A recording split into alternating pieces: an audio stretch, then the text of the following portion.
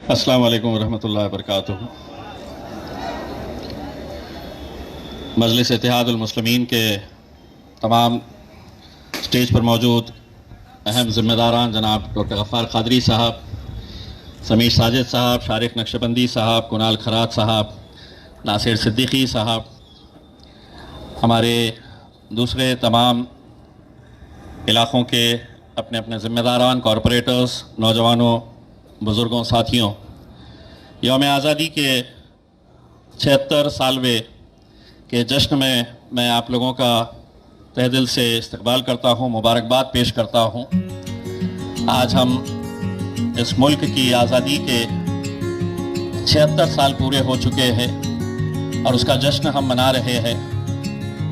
मुझे ज़ाती तौर के ऊपर इस बात की खुशी है कि कई साल पहले जब मैं MLA बना था तब से हमने एक परंपरा शुरू की थी कि हम लोग आज के दिन हम तिरंगा रैली निकालते हैं और तिरंगा रैली निकाल के उसका पीछे का मकसद ये होता है कि इस मुल्क से हमारी वफादारी, इस मुल्क से हमारी मोहब्बत कितनी है, यह आज हम सड़क पर निकल के हम सारी दुनिया को बताना चाहते हैं कि इस मुल्क से हम कितनी मोहब्बत करते हैं। तिरंगे को लहराते हुए हम जाते हैं और पिछले कई सालों से अल्हम्दुलिल्लाह इसकी तादाद हर साल बढ़ती जा रही है और मुझे खुशी है कि ख़ास तौर से नौजवानों को इंतज़ार रहता है कि 15 अगस्त कब आने वाला है और कब मैं अपनी मोटरसाइकिल के ऊपर तिरंगा लहराते हुए औरंगाबाद की सड़कों के ऊपर निकल पड़ूँ। उसमें आज के दिन आप लोगों का जोश देखते ही मुझे ही कितना जोश आ जाता है, आप इसका अंदाज़ा नहीं लगा सकते। आज मुल्क किस राह के ऊपर जा रहा है आप अच्छी तरह से जानते हैं। ये तिरंगे के अंदर 3 रंग है, जिसमें भगवा रंग है, जिसमें सफ़ेद है और हरा रंग है। आज इस मुल्क के अंदर ये कोशिशें हो रही है कि इस मुल्क का झंडा सिर्फ एक ही रंग का होना चाहिए। आज इस मुल्क के अंदर ये कोशिश हो रही है कि इस झंडे से हरे रंग को कैसा हटा दिया जाए। ये मुल्क जब तक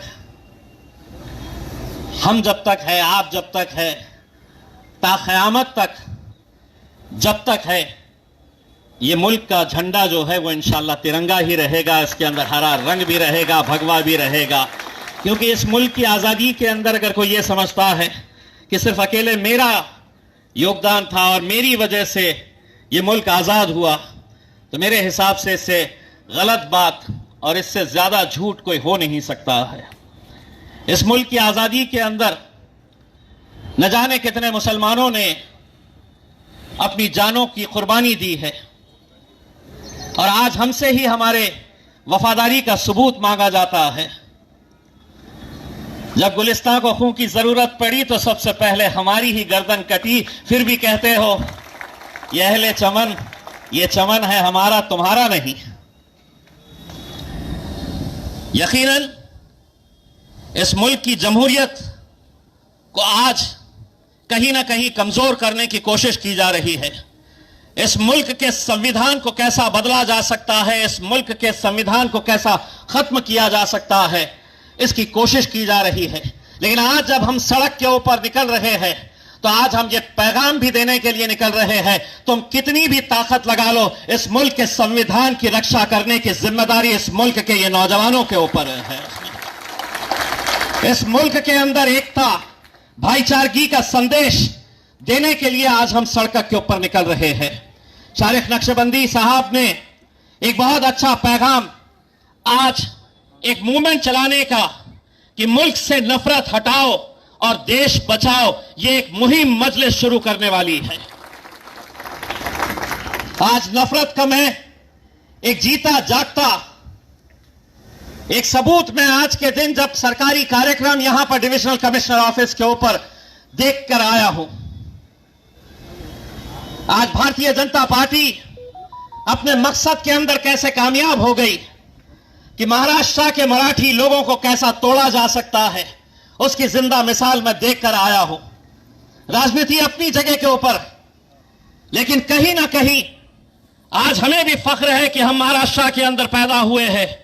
यह मुल्क हमारा है और इस मुल्क के अंदर हर रोज जो हमें निशाना बनाया जा रहा है, यह समझ रहे हैं कि हम इन्हें कुछ भी बोलेंगे और इन्हें सुनना पड़ेगा। गए वो दौर जब तुम बोलते थे और हम सुनते थे, अब हम बोलेंगे। और सिर्फ यहीं पर नहीं, अल्हम्दुलिल्लाह पार्लियामेंट के अंदर भी हम सीना तान कर बैरिस्टर असदुद्दीन अवैसी साहब के पीछे खड़े रहकर हम बोलना हमने भी सीखा है। डॉक्टर साहब ने अभी कहा कि असदुद्दीन अवैसी साहब के घर के ऊपर हमला किया गया है और हम उसकी मजम्मत करते हैं। यकीनन हम मजम्मत करते हैं, लेकिन डॉक्टर साहब हमला ऐसे नहीं कहते हैं।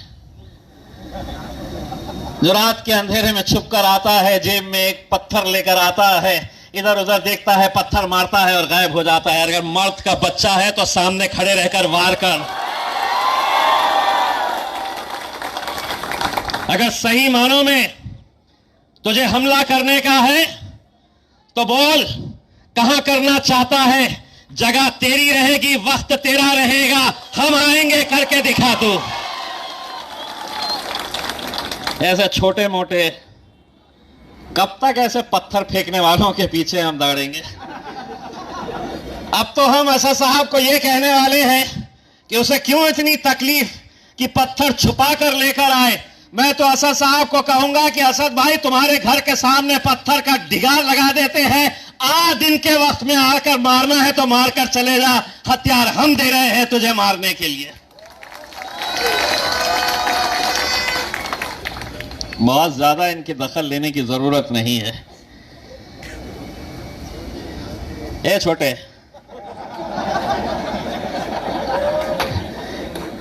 उनके लिए तो मेरा छोटा ही काफी है। वैसे भी उसको सिद्धार्थ गार्डन में काम करते करते जानवरों के साथ खेलने का अच्छा अनुभव हो चुका है उसके अंदर। मैं आप लोगों से सिर्फ इतनी इल्तिजा करना चाहूंगा, ये जो हम तिरंगा रैली निकालते हैं, इसके पीछे एक बहुत बड़ा मकसद होता है। अपने मुल्क से मोहब्बत, अपने मुल्क से वफादारी। आज हम सड़क के ऊपर निकल आते हैं अपने गाड़ियों के ऊपर तिरंगा लहराते हुए। समीर भाई ने बिल्कुल सही कहा, शारिक भाई ने बिल्कुल सही कहा। इस तिरंगे की अजमत, इस तिरंगे की शान को बरकरार रखना यह आप लोगों के हाथ में है। कहीं ऐसा ना हो जाए कि हम हुल्लड़बाजी के अंदर, कहीं हम मोटरसाइकिल भगाने के चक्कर के अंदर, किसी भी हालत के अंदर मैं गिर गया तुम गिर गए चलेगा, लेकिन यह तिरंगा जमीन पे गिरना नहीं चाहिए।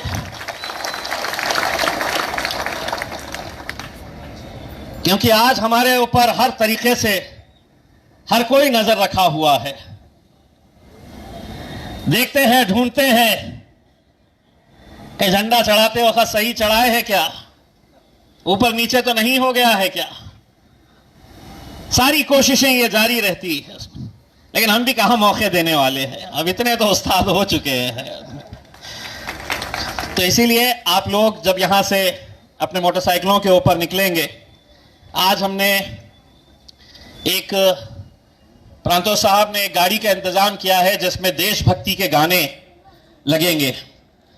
वरना होता यह है कि हम मोटरसाइकिलों के ऊपर अपना हॉर्न बजाते हुए निकलते हैं जब, तो जो देखने वाला होता है उसे ऐसा महसूस होता है कि ये सड़क के ऊपर से हुल्लड़बाजी करने के लिए आए हैं। इसलिए आप लोगों से अदबन गुजारिश है कि आज तिरंगे को लहराइए, अपने जोश को दिखाइए, लेकिन वो गाड़ी आगे रहेगी और उसके अंदर देशभक्ति के गाने लगे रहेंगे। जो रूट आपको दिया गया है उसी रूट के ऊपर आइए। एक दूसरे को आगे पीछे करने के चक्कर के अंदर कहीं अपनी जान और किसी और को नुकसान पहुंचाने की कोशिश ना करें। शारिक भाई ने बिल्कुल सही बताया है कि जो भी फोटोग्राफी का प्रोग्राम होगा, आप जिन जिन को भी शारिक साहब के साथ फोटो लेना रहेगा प्रोग्राम के बाद, तो शारिक साहब यकीनन फोटो के लिए आपको शारिक भाई और सबीर भाई दोनों भी यहाँ पर रहेंगे फोटोज के लिए मौजूद। बस आप लोगों से इतनी इल्तिजा है कि पूरे डिसिप्लिन के साथ आप लोग चलिए। मेरे कहने के बावजूद भी मुझे मालूम है कि आप लोग सुबह सुबह पाए खा के आते हैं, उसमें कि दिन भर आपको मोटरसाइकिल के ऊपर चलना है उसके, लेकिन इसके बावजूद भी आप चलते रहिए। इंशाल्लाह बार बार मुलाकातें होती रहेगी। बस दुआ करिएगा कि ये 23 का ये हम जश्न मना रहे हैं आज यौम आज़ादी का। 2024 कैसा होगा ये आप लोगों के हाथ में है। इंशाअल्लाह आप लोग दुआ करिएगा कि 2024 का जश्न कैसा रहेगा करके। बहुत बहुत शुक्रिया। वाखिर दवाना अल्हम्दुलिल्लाह।